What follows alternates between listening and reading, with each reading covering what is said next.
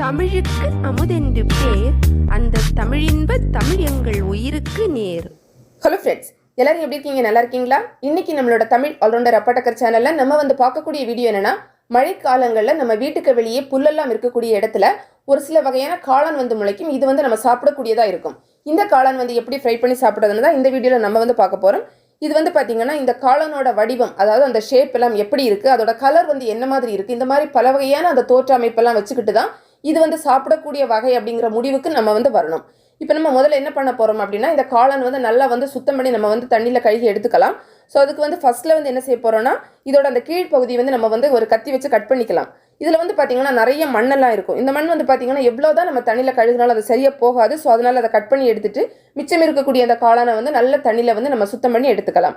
இதில் பார்த்தீங்கன்னா முக்கியமாக நான் என்ன சொல்கிறேன் அப்படின்னா, நம்ம ஒரு புக்கில் படிச்சுக்கிட்டோம், இல்லை அப்படின்னா ஒரு வீடியோ பார்த்துக்கிட்டு, இல்லைனா ஒரு இமேஜ் மட்டும் வச்சுக்கிட்டு இந்த காளான் சாப்பிடக்கூடிய வகை அப்படின்னு முடிவுக்கு நம்ம வரவே கூடாது. ஏன்னா பார்த்தீங்கன்னா ஒரு சில வகையான காளான் ரொம்ப ரொம்ப பாய்சனஸ் அந்த மாதிரி இருக்கக்கூடியது, சாப்பிடவே கூடாது அப்படின்னு இருக்கும். ஸோ நீங்கள் ஒரு இடத்துல காளான் எடுக்க போகிறீங்க அப்படின்னா, அந்த ஊரில் இருக்கக்கூடிய மக்கள் அது காலமாக சாப்பிட்றாங்களா அப்படிங்கிறதெல்லாம் தெரிஞ்சுக்கணும். இப்போ எனக்கு இந்த காளான் கொடுத்ததுங்க பார்த்தீங்கன்னா ரொம்ப காலமாக அவங்க இதை சாப்பிட்டுட்டு தான் இருக்காங்க. ஸோ அதனால் அவங்க நம்பி கொடுத்தாங்க. அது மட்டும் இல்லை, எனக்குமே ஓரளவுக்கு அதை பார்த்து அந்த ஐடென்டிஃபிகேஷன்லாம் தெரிஞ்சிச்சு. இது எடிபிள் தான், சாப்பிடக்கூடிய வகை தான் அப்படின்னு தெரிஞ்சதுனால தான் நம்ம சமைச்சு சாப்பிட்ருக்கோம். ஸோ நீங்களுமே இந்த மாதிரி காளான் கிடைக்கிது அப்படின்னா உடனே சாப்பிடாம அது எடிபிள் தானா, சாப்பிடக்கூடிய வகை தானா அப்படிங்கிறத 100% உறுதி செஞ்சதுக்கு அப்புறமா தான் நீங்கள் சாப்பிடணும். சும்மா ஒரு சின்ன முடிவை மட்டும் வச்சுக்கிட்டு சாப்பிடவே கூடாது.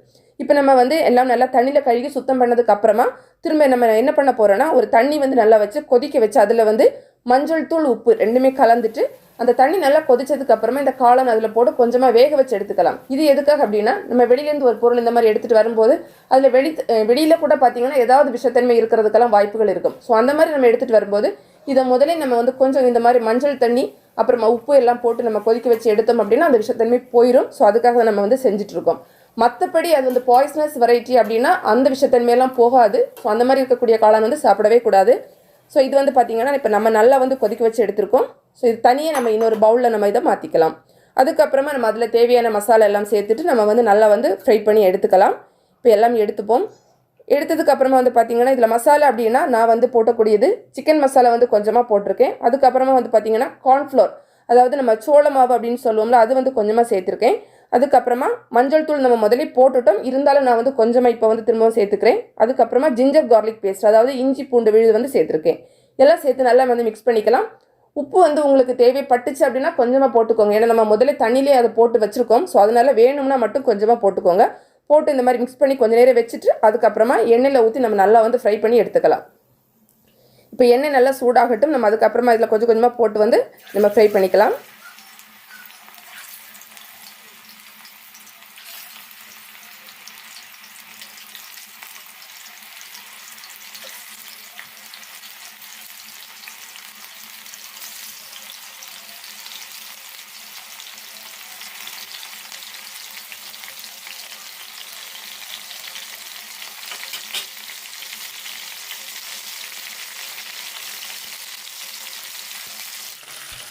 இது பார்த்தீங்கன்னா ஓரளவுக்கு வெந்ததுக்கு அப்புறமா நம்ம கொஞ்சமாக அதை திருப்பி போட்டுக்கலாம். அப்போ தான் எல்லா சைடிலும் நல்லா வேகும்.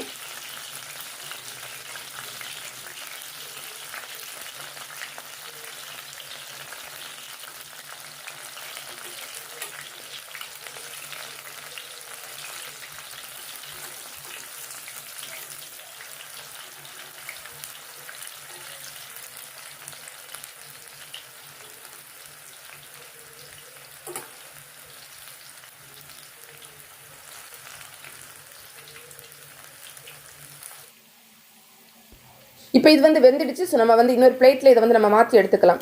இது பார்த்தீங்கன்னா நீங்கள் இதை பொரிச்சு எடுக்கும்போது பார்த்தீங்கன்னா ரொம்ப கருகி போகிற தன்மையில் இருக்கக்கூடாது. அந்த மாதிரி இருந்துச்சு அப்படின்னா நம்ம டேஸ்ட்டு சாப்பிட்றதுக்கு ஒரு மாதிரி கசப்பாக இருக்கும். ஸோ அப்படி இல்லாமல் ஓரளவுக்கு நல்லா குக் ஆன உடனே, அதாவது கொஞ்சமாக அதை ஃப்ரை ஆன உடனே நம்ம ஸ்டவ் ஆஃப் பண்ணிக்கலாம். இது பார்த்தீங்கன்னா கொஞ்சம் ஓவர் குக்காக தான் இருக்குது.